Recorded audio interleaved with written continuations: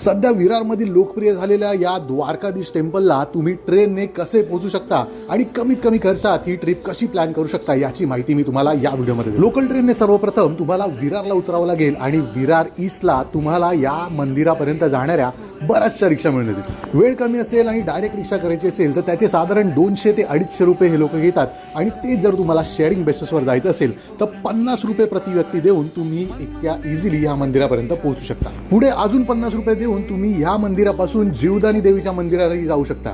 मंदिराचं सुंदर बांधकाम आणि आजूबाजूचा परिसर बघून पहिल्याच नजरेत हे मंदिर तुमच्या मनात भर। हे मंदिर म्हणजे गुजरातमधील द्वारकाधीश मंदिराची प्रतिकृती असून अगदी उत्कृष्ट असं बांधकाम आणि सुंदर असं नक्षीकाम तुम्हाला इथे बघायला मिळतं। आतमध्ये असणारी श्रीकृष्णाची मूर्ती ही तितकीच मनमोहक असून गर्भगृहातलंही वातावरणही तितकंच प्रसन्न आणि खूप पॉझिटिव्ह आहे। सुंदर नक्षीकाम, मनमोहक असं मंदिर आणि मंदिराच्या बाहेरचा असणारा मनमोहक असा परिसर हे या मंदिराचं वैशिष्ट्य म्हणतात। विरारमधील एक उत्कृष्ट मंदिर तुम्हाला द्वारकाधीश मंदिराच्या निमित्ताने बघायला मिळतं। तर अशा प्रकारे लोकल ट्रेन नंतर विरार स्टेशन आणि तिथून मिळणारी रिक्षा पकडून तुम्ही इझिली या मंदिरापर्यंत पोहोचू शकता।